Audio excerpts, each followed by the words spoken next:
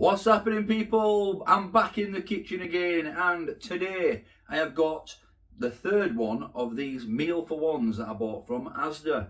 Now, you will see me do the all-day breakfast version of this, and also the cod mornay with mashed potatoes and peas and carrots.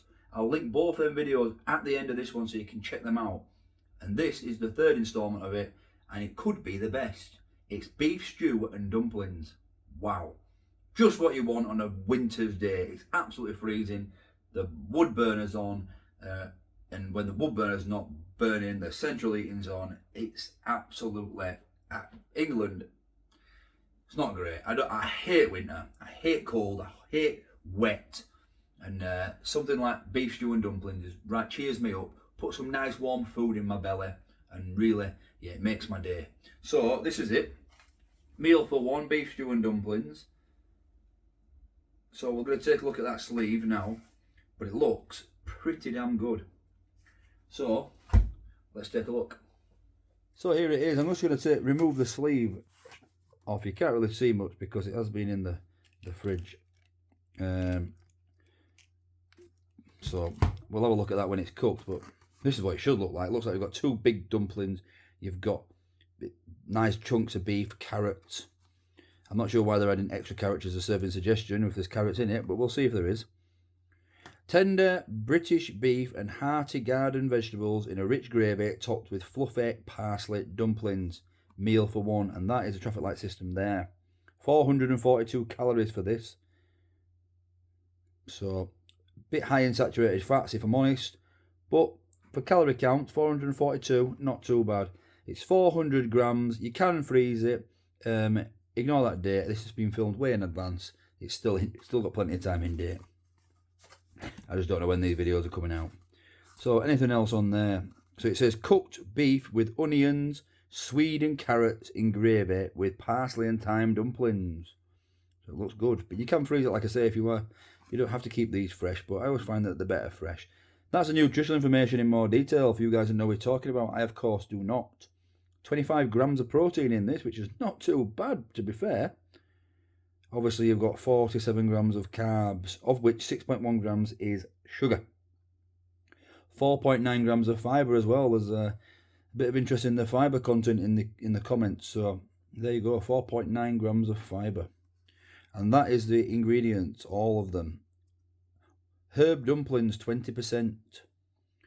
Beef 19%, 7% onion, 7% swede, 6% carrots, and you've got barley and wheat as the allergens. You've got beef fat, beef stock, parsley, thyme, beef gelatin, carrot juice, black pepper, a bit of everything in there.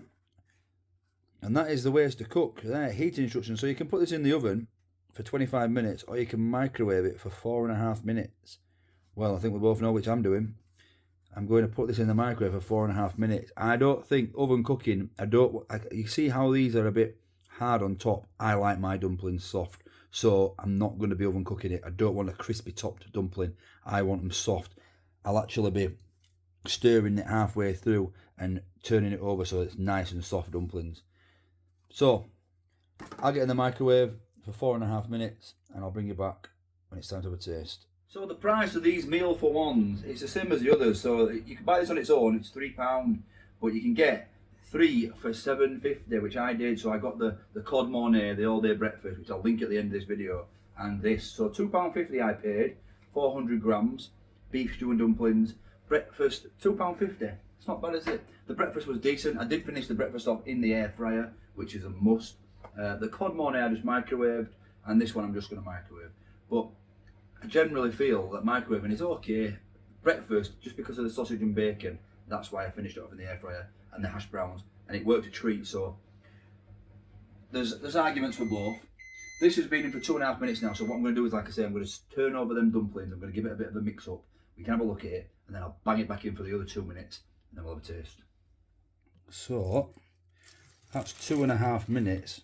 You can see those nice fluffy dumplings. I don't want to lose that fluffiness. They're pretty big, although they look pretty big, but they're actually pretty flat. But I'm going to submerge them in the beef and the gravy. because that's how you keep them fluffed up.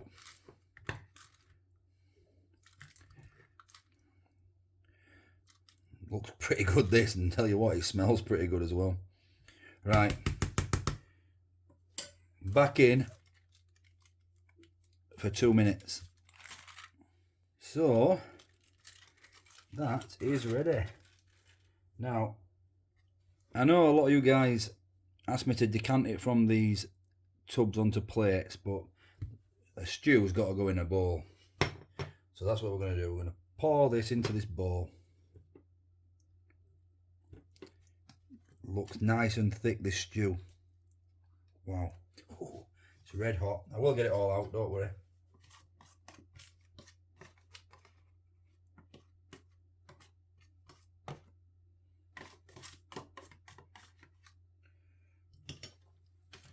There we go. A nice bowl of stew. Okay, you guys take a little closer look at this while it cools down, and then we'll have a taste.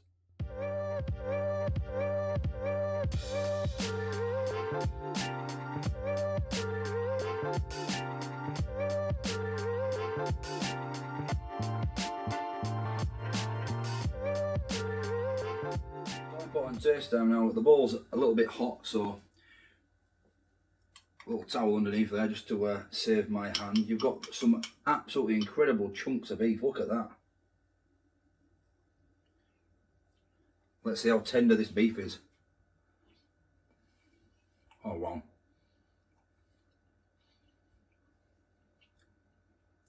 Very, very herby, this gravy. I can taste the herbs overpowering the gravy straight away.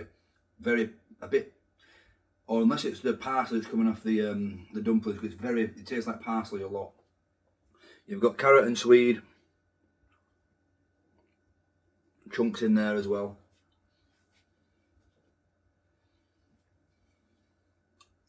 The swede's a little bit hard if I'm being picky, but the beef absolutely tender, so tender.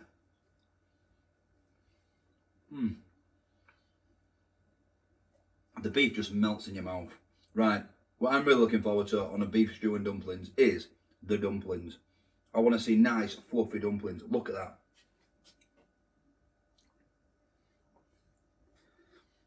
That's the consistency you want to see. So let's give that a go.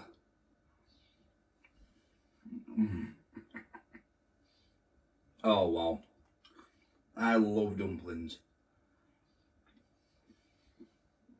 Oh, unbelievable. This is fantastic.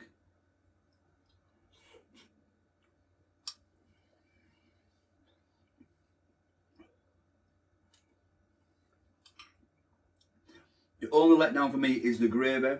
I think they could have simplified the gravy, just left it as a proper nice beef gravy.